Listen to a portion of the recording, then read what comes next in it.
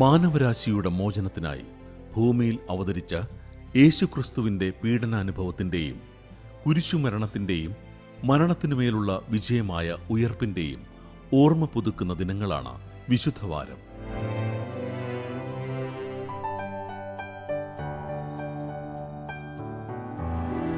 കാരുണ്യത്തിന്റെ മൂർത്തിഭാവമായ യേശുക്രിസ്തുവിന്റെ പീഡാനുഭവവും കുരിശുമരണവും തിരു ഉദ്ധാനവും അനുസ്മരിക്കുന്ന നാളുകളാണ് ഓശാൻ ഞായർ മുതൽ ഈസ്റ്റർ ഞായർ വരെയുള്ള വിശുദ്ധവാരം.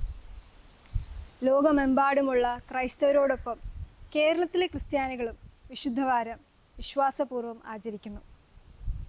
വിശുദ്ധവാരത്തിൻ്റെ വിവിധങ്ങളായ ആചാരാനുഷ്ഠാനങ്ങളിലേക്കുള്ള ഒരു യാത്രയാണിത്. വിഭൂതി തിരുനാളിലെ ചാരംപൂശൽ കർമ്മത്തോടെ ആരംഭിക്കുന്ന നോമ്പാചരണത്തിന്റെ അവസാനത്തെ ആഴ്ചയാണ് വിശുദ്ധവാരം. ലത്തീൻ സഭയിൽ വിഭൂതി ബുധനാഴ്ചയും പൗരസ്ത്യ സഭകളിൽ വിഭൂതി ആചരണം തിങ്കളാഴ്ചയുമാണ്. പൗരസ്ത്യ സഭകളിൽ ഞായറാഴ്ച സന്ധ്യയോടെ ആരംഭിച്ച് തിങ്കളാഴ്ച അനുരഞ്ജന ശുശ്രൂഷ നടത്തി നോമ്പിലേക്ക് പ്രവേശിക്കുന്നു. പാശ്ചാത്യ സഭകളിൽ 40 ദിവസവും പൗരസ്ത്യ സഭകളിൽ 50 ദിവസവുമാണ് നോമ്പുകാലം. ദൈവകൃപയിൽ ആശ്രയിച്ചുകൊണ്ട് മുന്നോട്ടു പോകുവാനും ആത്മീയ ജീവിതത്തിന്റെ ആഴം വർദ്ധിപ്പിക്കുന്നതിനുള്ള അവസരമാണ് വലിയ നോമ്പ് കാലഘട്ടം.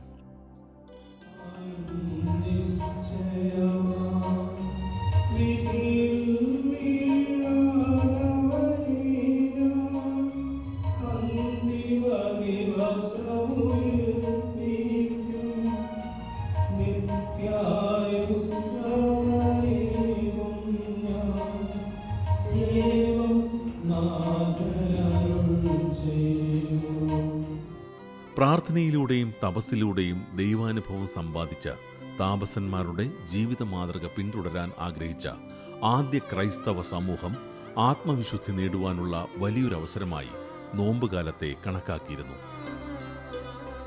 ലോകവ്യാപാരങ്ങളിൽ മുഴുകിയിരുന്ന സാധാരണ മനുഷ്യരുടെ മനസ്സിനെയും ശരീരത്തെയും ദൈവസന്നിധിയിലേക്ക് അടുപ്പിക്കുന്ന അനുഷ്ഠാനം കൂടിയാണ് നോമ്പുകാല പ്രാർത്ഥനാ രീതികൾ.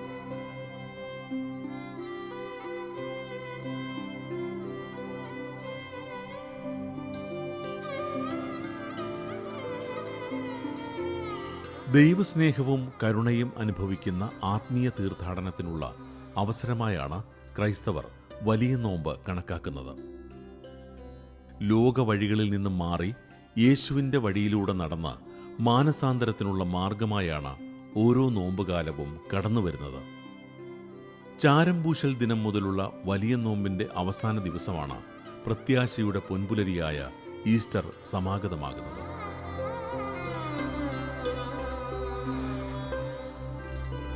നിങ്ങൾക്കെല്ലാവർക്കും ഉയർപ്പ് തിരുനാളിൻ്റെ എല്ലാവിധമായ അനുഗ്രഹങ്ങളും ഞാൻ സന്തോഷത്തോടുകൂടി നേരുന്നു. എല്ലാവർക്കും ഹാപ്പി ഈസ്റ്റർ. നാം ജീവിക്കുന്ന വർത്തമാനകാലത്തിലെ അനേകം സംഭവങ്ങൾ നമ്മുടെ ഹൃദയങ്ങളെ ഞെരുക്കാറുണ്ട്. എന്തേ ഇങ്ങനെ തിന്മ മാത്രം കാണപ്പെടുന്നു, തിന്മ മാത്രം വ്യാപരിക്കുന്നു, തിന്മയ്ക്ക് മാത്രം എന്തേ വിജയം വരുന്നു, ദുഷ്ടൻ പന പോലെ തഴച്ച് വളരുന്നല്ലോ. സമയവും രീതിയും കാലവും ദൈവത്തിന് വിട്ടുകൊടുക്കുക. ആത്യന്തികമായ വിജയം അത് സത്യത്തിൻ്റേതും നീതിയുടേതും സർവോപരി ദൈവത്തിൻ്റേതുമാണ്. ക്രൂശിലെ പാഠം വിനയത്തിൻ്റെയും യഥാർത്ഥ സ്നേഹത്തിൻ്റെയും പാഠമാണ്. ഉയർപ്പിൻ്റെ പാഠം അധർമ്മത്തിൻ്റെ മേൽ ധർമ്മം വിജയം അതിൻ്റെ പതാക പാറിക്കും എന്ന് തന്നെയാണ്. നാം ജീവിക്കുന്ന ഈ കാലഘട്ടത്തിലെ പ്രത്യേകതകൾ നോക്കുമ്പോൾ അധർമ്മങ്ങൾ ഏറി വരുന്നല്ലോ. സത്യം സംസാരിക്കുന്നവരെ തിരിച്ചറിയാൻ സാധിക്കാതെ പോവുകയും അവരെ ദുർബലരാക്കുകയും ഒറ്റപ്പെടുത്തുകയും ചെയ്യും. അന്യായമായതും അസത്യമായതും സംഘടിതമായ രീതിയിൽ വ്യാഖ്യാനിക്കുകയും അതിൻ്റെ വ്യാപനം നടക്കുകയും ചെയ്യുമ്പോൾ ദൈവമേ, എവിടെയാണ് അങ്ങയുടെ സാന്നിധ്യം? കല്ലറയ്ക്കുള്ളിൽ അവൻ്റെ ശരീരം ഒളിച്ച് കിടത്തപ്പെട്ടു, കബറടക്കപ്പെട്ടു എന്നതുകൊണ്ട് ദൈവമല്ലാതാകുന്നില്ല. അവൻ ക്രൂശിൽ ബലഹീനനെ പോലെ മരിച്ചു എന്ന് കാണപ്പെട്ടതുകൊണ്ട് ദൈവമല്ലാതാകുന്നില്ല. നാം ഓർത്തിരിക്കേണ്ടുന്നത് വേദപുസ്തകത്തിലെ മനോഹരമായ ഓർമ്മപ്പെടുത്തലാണ്. മനുഷ്യൻ കാണുന്നത് പോലെ അല്ല ദൈവം കാണുന്നത്. പാപത്തിൽ മുഴുകിയ നിലവേ നിവാസികൾക്ക് പ്രവാചകന്റെ മുന്നറിയിപ്പ് കിട്ടിയപ്പോൾ പശ്ചാത്തപിച്ച് ചാക്ക് ധരിച്ച് ശിരസിൽ ഭസ്മം പൂശി എന്നാണ് ബൈബിൾ പഴയ നിയമത്തിൽ എഴുതപ്പെട്ടിരിക്കുന്നത്. ഇതിന്റെ അനുസ്മരണമാണ് വിഭൂതി ദിനത്തിൽ പള്ളികളിലെ ചാരം പൂശൽ കർമ്മം. മുൻവർഷത്തെ ഓശാനക്കുരുത്തോല കരിച്ച് അതിന്റെ ചാരമാണ് ചാരം പൂശൽ കർമ്മത്തിൽ ഉപയോഗിക്കുന്നത്. ഞങ്ങൾ മണ്ണാകുന്നുവെന്നും മണ്ണിലേക്ക് തന്നെ മടങ്ങുന്നുവെന്നും ഞങ്ങൾ അറിയുന്നു. പാപങ്ങൾ പുറത്ത് ഞങ്ങളെ അനുഗ്രഹിക്കുകയും പശ്ചാത്താപത്തിൻ്റെ ഭാഗ്യചിഹ്നമായി ഞങ്ങൾ പൂശാൻ പോകുന്ന ഈ ഭസ്മം ആശീർവദിക്കുകയും വിശുദ്ധീകരിക്കുകയും ചെയ്യണമേ. സകലത്തിൻ്റെയും നാഥ എന്നേക്കും.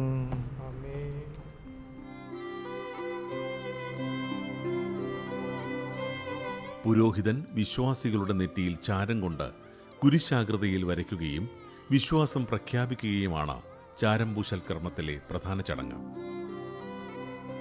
ലൗകികമായ ദുരാശകൾ ഹൃദയത്തിൽ നിന്നകറ്റി പശ്ചാത്താപത്തിന്റെ പ്രവൃത്തികൾ നമ്മുടെ ഹൃദയത്തെ അലങ്കരിക്കുവാനും ക്രിസ്തുവിനെ സ്വീകരിക്കാനുമാണ് നോമ്പാചരണം നടത്തുന്നത്.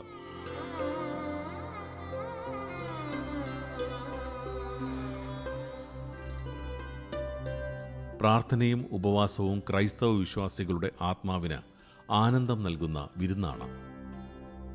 നോമ്പുകാലത്തെ ദുഃഖവെള്ളിക്ക് മുൻപുള്ള 40-ാം വെള്ളിയാഴ്ച ക്രൈസ്തവർ ഭക്ത്യാദരപൂർവ്വം ആചരിക്കുന്നു.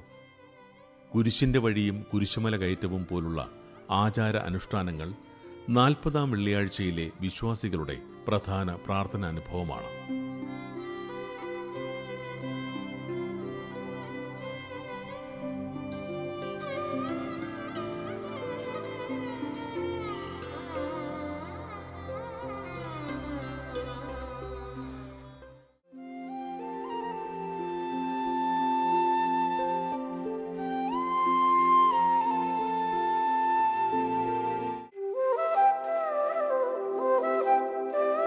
ബഥാനിയായിലെ ശിമയോന്റെ ഭവനത്തിൽ യേശുക്രിസ്തുവിന്റെ സന്ദർശനവേളയിൽ വിലയേറിയ സുഗന്ധദ്രവ്യങ്ങൾ കൊണ്ട് അദ്ദേഹത്തെ തൈലാഭിഷേകം ചെയ്തതിനെ അനുസ്മരിച്ച് സുഗന്ധവ്യഞ്ജനങ്ങളും ശർക്കരയും അരിപ്പൊടിയും ഉപയോഗിച്ച് ഓശാന ഞായറിന്റെ തലേ ശനിയാഴ്ച കൊഴുക്കട്ട തയ്യാറാക്കുന്ന രീതി കേരളത്തിലെ സുറിയാനി ക്രിസ്ത്യാനികളുടെ ഇടയിലുണ്ട്. കൊഴുക്കട്ട ശനിയെന്നാണ് ഈ ദിവസം അറിയപ്പെടുന്നത്.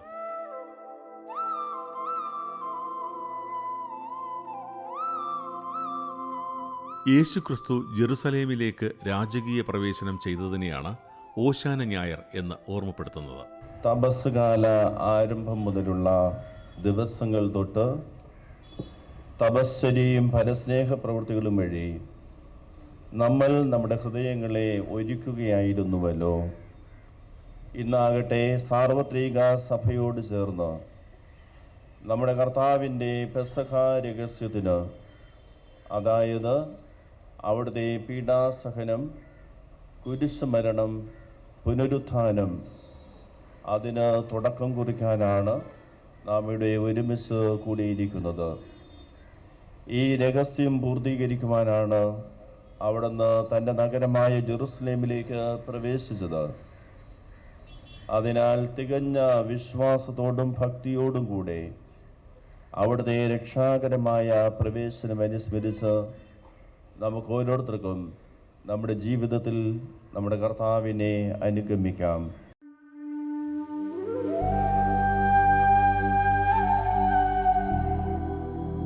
യുദ്ധത്തിൽ വിജയിച്ചു വരുന്ന രാജാവിനെ ഒലിവ് ചില്ലകളേന്തി ഓശാന പാടിക്കൊണ്ടാണ് യഹൂദർ എതിരേറ്റി വരുന്നത്.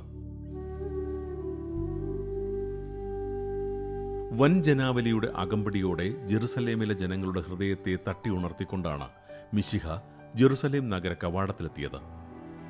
ഒലിവ് ചില്ലകളും സൈത്തിൻ കൊമ്പുകളും കൊണ്ട് യഹൂദർ ഹർഷാരവത്തോടെ യേശുക്രിസ്തുവിനെ സ്വീകരിച്ച് ആനയിച്ചു. കേരളത്തിലെ ക്രിസ്ത്യൻ ദേവാലയങ്ങളിൽ ഓശാനയുടെ സ്മരണ പുതുക്കുന്നത് കേരളീയമായ ശൈലിയിലാണ്. ഒലിവ് ചില്ലകൾക്ക് പകരം കുരുത്തോലകൾ കയ്യിലേന്തിയ വിശ്വാസികൾ ഓശാന ഞായർ ചടങ്ങുകൾക്ക് മാറ്റുകൂട്ടുന്നു. മതമേലധ്യക്ഷന്മാരും വൈദികരും കുരുത്തോലകൾ ആശീർവദിക്കുന്നതോടുകൂടി അവ സമ്പൂജ്യമായി കണക്കാക്കപ്പെടുന്നു. വിശ്വാസപൂർവം കുരിശോലകൾ കയ്യിലേന്തിയ ഭക്തജനങ്ങളുടെ അകമ്പടിയോടെ എത്തുന്ന യേശുവിൻ്റെ ജെറുസലേം നഗരപ്രവേശമാണ് കേരളത്തിലെ ദേവാലയങ്ങളിലും പുനരാവിഷ്കരിക്കുന്നത്.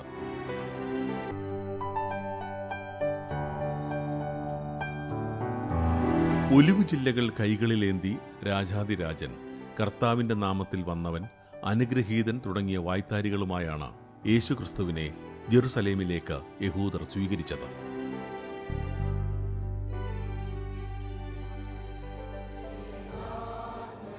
റോമൻ ആധിപത്യത്തിന്റെ അരക്ഷിതാവസ്ഥയിൽ കഴിഞ്ഞിരുന്ന യഹൂദർ യേശുവിനെ കണ്ടത് ഒരു നേതാവായിട്ടാണ്. അതുകൊണ്ട് തന്നെ അവരുടെ സ്വരവും കരവും ആരവങ്ങളായി യേശുവിനെ ജയാരവത്തോടെ, ജയ്വിളികളോടെ അവർ സ്വീകരിച്ചു. വഴിയിൽ വസ്ത്രം വിരിച്ചും മരച്ചില്ലകൾ വീശിയും പ്രതീക്ഷിച്ചിരുന്ന ഒരു നേതാവിനെയാണ് അവർ സ്വീകരിച്ചത്. നാഥ, ഞങ്ങളെ രക്ഷിക്കണേ എന്ന അവരുടെ ഹൃദയത്തിന്റെ നൊമ്പരങ്ങളിലേക്ക് ആഴ്ന്നിറങ്ങി യേശു കഴുതപ്പുറത്തെത്തി ജെറുസലേം നഗരവീഥികളിലൂടെ നടന്നതിന്റെ ഓർമ്മയാണ് ഇക്കാലത്തും ലോകമെന്നും ആചരിക്കുന്ന ഓശാന ദിനം. ദൈവത്തെ സ്തുതിച്ചുകൊണ്ട് ഇപ്രകാരം പാടി, ഹോശാന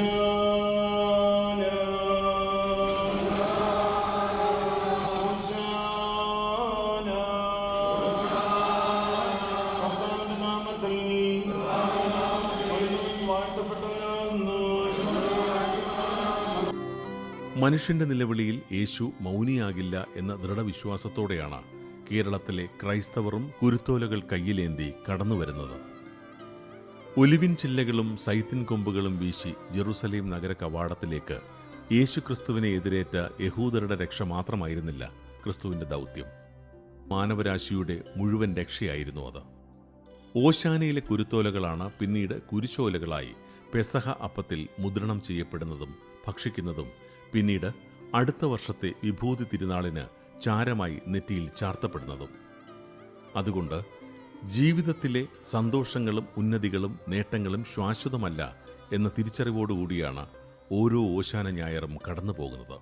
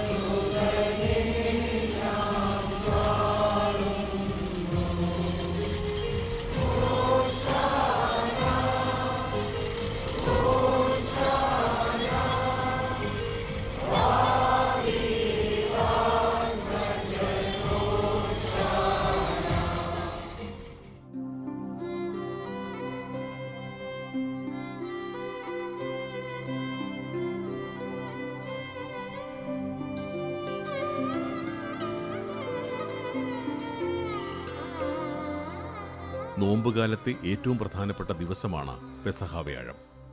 യേശുക്രിസ്തുവിൻ്റെയും ശിഷ്യന്മാരുടെയും സിഹിയോൻ ശാലയിലെ അന്ത്യ അത്താഴത്തിൻ്റെ ഓർമ്മ ദിനമാണ് പെസഹ. ജൂതചരിത്രത്തിലെ ഏറ്റവും പ്രധാന സംഭവമായ മഹാപ്രയാണത്തിൻ്റെ അനുസ്മരണമാണ് പെസഹ.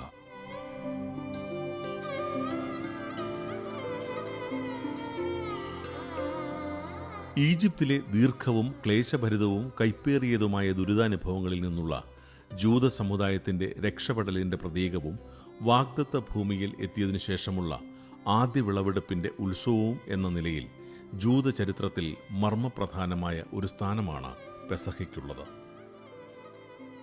യഹൂദരുടെ പഴയകാലം മുതലുള്ള തിരുനാളാണ് പെസഹ.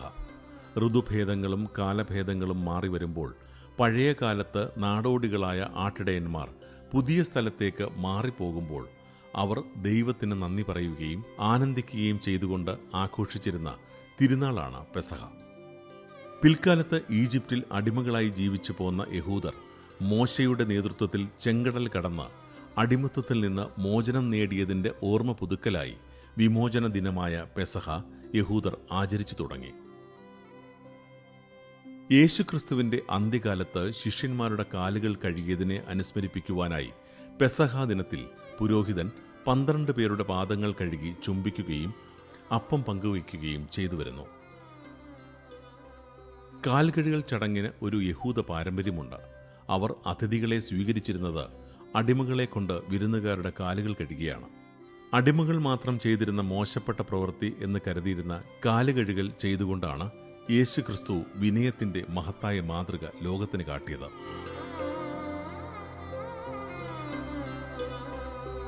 അതുകൊണ്ട് തന്നെ ക്രൈസ്തവ ദേവാലയത്തിലെ പെസഹ ദിനത്തിലെ പ്രാർത്ഥനകളിലെ പ്രധാനപ്പെട്ട ചടങ്ങാണ് കാലുകഴുകൽ ശുശ്രൂഷ എന്ന പാദക്ഷാളനം.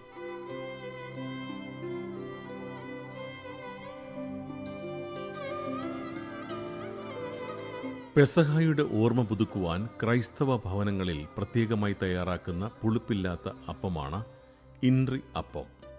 ഇൻറി അപ്പം തയ്യാറാക്കുവാൻ പ്രത്യേക ചിട്ടവട്ടങ്ങളുണ്ട്. പ്രധാനമായിട്ട് അതിന് ചേർക്കുന്ന വിഭവങ്ങൾ ഉഴുന്ന്, തേങ്ങ ചിരവിയത്, അത് നല്ല പച്ച തേങ്ങ, പിന്നെ ജീരകം, വെളുത്തുള്ളി, ചെറിയ ഉള്ളി. ജീരകവും വെളുത്തുള്ളിയും ചെറിയ ഉള്ളിയും തേങ്ങയും കൂടെ നമ്മൾ ഒരുവിധം മയത്തിലരയ്ക്കും. നല്ലപോലെ അരയ്ക്കത്തില്ല. ഉഴുന്ന് രാവിലെ ഒരു 3 മണിക്കൂർ കുതിർത്തതിന് ശേഷം ഉഴുന്നരച്ച് ഉഴുന്നിൻ്റെ കൂടെ ഒരു 2 കപ്പ് പൊടിക്ക് വറുത്ത അരിപ്പൊടിയും കൂടി ഇതിൻ്റെ കൂടെ ചേർക്കുന്നുണ്ട്. അപ്പം വറുത്ത അരിപ്പൊടി നമ്മൾ ഒരുവിധം തിളച്ച വെള്ളം അല്ല ഒരുവിധം ചൂടുള്ള വെള്ളത്തിൽ വാട്ടി കുഴയ്ക്കും. നമ്മൾ ഇടിയപ്പത്തിന് കുഴയ്ക്കുന്നത് പോലെ കുഴച്ച് മാറ്റി വയ്ക്കും. ഉഴുന്ന് ഈ കുഴച്ച പൊടിയുടെ കൂടെ ചേർത്ത് കലക്കി തേങ്ങ അരച്ചതും തേങ്ങയുടെ കൂടെ ജീരകം, വെളുത്തുള്ളി, കൊച്ചുള്ളി അരച്ചതും കൂടെ ഒരുവിധം ഇഡലിമാവിൻ്റെ പരുവത്തിൽ നമ്മൾ കലക്കി വയ്ക്കും. ഒരു 1 മണിക്കൂർ കഴിയുമ്പോഴത്തേക്ക് നമ്മൾ അത് കോരി ഒഴിച്ച്, അപ്പോഴത്തേക്ക് അപ്പം പുളിക്കത്തില്ല. ഉഴുന്ന് ചേർക്കുന്നുണ്ടെങ്കിലും പുളിക്കാൻ പാടില്ല. അത് ആവിപ്പാത്രത്തിൽ വെച്ചിട്ട് അടുപ്പിൽ വെച്ചിട്ട് അതിൻ്റെ നടുക്ക് അതിൻ്റെ തലേ ഞായറാഴ്ച നമുക്ക് കിട്ടിയ കുരുത്തോലയിൽ കുരിശ് പോലെ ഉണ്ടാക്കി കുരിശാകൃതിയിൽ കുരുത്തോല വെച്ചിട്ടാണ് ഇണ്ടറിയപ്പം ഉണ്ടാക്കുന്നത്. അപ്പം ഈ കുരിശപ്പം എന്ന് പറയുന്നത് നമ്മൾ വൈകുന്നേരം അത് കഴിക്കുന്ന സമയത്ത് മുറിച്ച് കഴിഞ്ഞാൽ അതിന് മിച്ചം വരാൻ പാടില്ല. വീട്ടിൽ എത്ര അംഗങ്ങളുണ്ടോ അത്ര സൈസിലാണ് നമ്മളത് മുറിക്കുന്നത്. 6 പേരുണ്ടെങ്കിൽ 6 പീസായിട്ട് മുറിക്കും, 10 പേരുണ്ടെങ്കിൽ 10 പീസായിട്ട് മുറിക്കും. അങ്ങനെ കുടുംബനാഥൻ പ്രാർത്ഥനയ്ക്ക് ശേഷം ഇത് എല്ലാ കുടുംബാംഗങ്ങൾക്കും കൊടുക്കും. പെസഹ വ്യാഴാഴ്ച അത്താഴ സമയത്ത് കുടുംബനാഥൻ പ്രാർത്ഥന ചൊല്ലി കുരിശുമുദ്രണം ചെയ്ത ഇൻറിയപ്പം പാലും പഴവും തുടങ്ങിയ വിഭവങ്ങളുമായി കുടുംബത്തിൽ ഓരോരുത്തർക്കും മൂപ്പനുസരിച്ച് പങ്കുവയ്ക്കും. യേശുക്രിസ്തുവിന്റെ അന്ത്യ അത്താഴത്തെ ലോകമെങ്ങുമുള്ള ക്രൈസ്തവർ സ്വഭവനത്തിൽ പ്രാർത്ഥനാപൂർവം യേശുക്രിസ്തുവിനെ സാക്ഷ്യം വഹിക്കുന്ന മുഹൂർത്തമാണത്.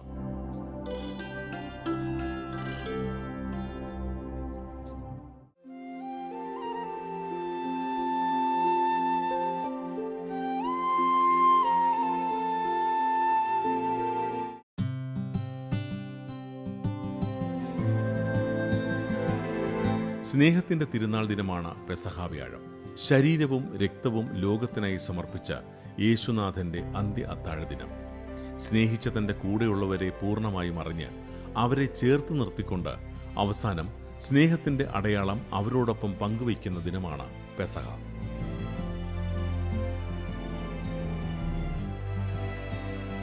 ലോകമെമ്പാടുമുള്ള ക്രൈസ്തവർ ലോകരക്ഷകനായ ഈശോ മിശിഹായുടെ പീഡാസഹനത്തെയും മരണത്തെയും ഉത്ഥാനത്തെയും ധ്യാനിക്കുന്ന ദിവസങ്ങളിലൂടെയാണ് കടന്നു പോകുന്നത്.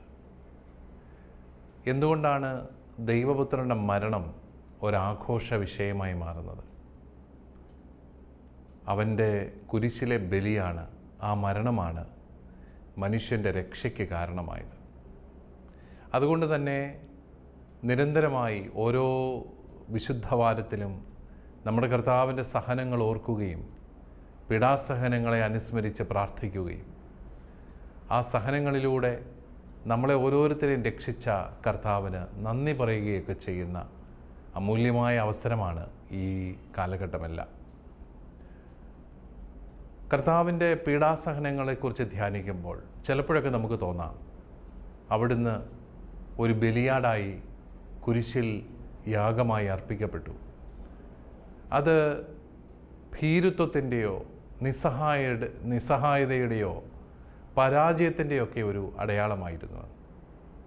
ശരിയാണ്, കുരിശ് പരാജയത്തിൻ്റെ അടയാളം തന്നെയാണ്. എന്നാൽ കർത്താവിൻ്റെ സഹനങ്ങൾ നമുക്കറിയാം അവിടുന്ന് ഏറ്റെടുത്ത സഹനങ്ങളാണ്. ആ സഹനങ്ങൾ അവിടുന്ന് ഏറ്റെടുത്തത് എന്തിനാണ്? മനുഷ്യന് രക്ഷ നൽകുവാൻ തൻ്റെ ഈ സ്വയം ശൂന്യമാക്കുന്ന യാഗം ആവശ്യമായിരുന്നു എന്ന ബോധ്യത്തിൽ ദൈവം തന്നെ മനുഷ്യനായി അവതരിച്ച് അവനു വേണ്ടി പാപങ്ങളുടെ പരിഹാരം ചെയ്യുകയാണ്. അത് ഭീരുത്വത്തിൻ്റെ ഒരു നടപടിയല്ല, മറിച്ച് ധൈര്യത്തിൻ്റെ, ധീരതയുടെയും ആത്മാഭിമാനത്തിൻ്റെയും ഒരു പ്രവർത്തനമാണിത്. അവിടുന്ന് മനുഷ്യനോടുള്ള അഗാധമായ സ്നേഹത്തെ പ്രതി തന്നിൽ വിശ്വസിക്കുന്ന ആരും നശിച്ചു പോകാതെ രക്ഷ പ്രാപിക്കേണ്ടതിന് വേണ്ടി ആ ഏകജാതൻ സ്വയം യാഗമാകാൻ തീരുമാനിക്കുകയാണ്. അത് ദൈവത്തിൻ്റെ തീരുമാനമായിരുന്നു, മനുഷ്യൻ്റെ ആവശ്യമൊന്നുമല്ലായിരുന്നു. ദൈവം തന്നെ തീരുമാനിച്ച് മനുഷ്യനെ രക്ഷിക്കാനായിട്ട് വരുന്നു.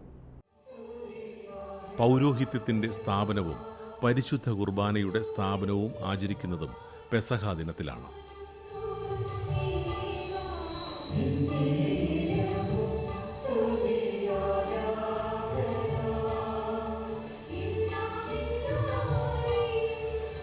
ദിവ്യകാരുണ്യത്തിൻ്റെ സ്ഥാപന ആചരണത്തിൻ്റെ ഭാഗമായി പെസഹ ദിനം ക്രൈസ്തവ ദേവാലയങ്ങളിലെ പ്രത്യേക പ്രാർത്ഥനാ ചടങ്ങുകളാണ്. ദിവ്യകാരുണ്യ പ്രദക്ഷിണം.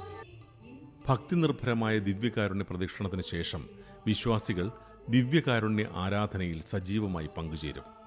ലോകരക്ഷയ്ക്കായി സ്വയം പരിത്യജിച്ച് പാടുപീഠകൾ സഹിച്ച് കുരിശുഭരണം വരിച്ച യേശുക്രിസ്തുവിൻ്റെ പരിത്യാഗത്തിൻ്റെ നോവുള്ള ഓർമ്മകളും പ്രതീക്ഷാനിർഭരമായ ഉയർപ്പ് തിരുനാളും സ്മരിച്ചുകൊണ്ട് വിശ്വാസികൾ പൂർണ്ണ മനസ്സോടെ ആരാധനയിൽ പങ്കുചേരുന്നു.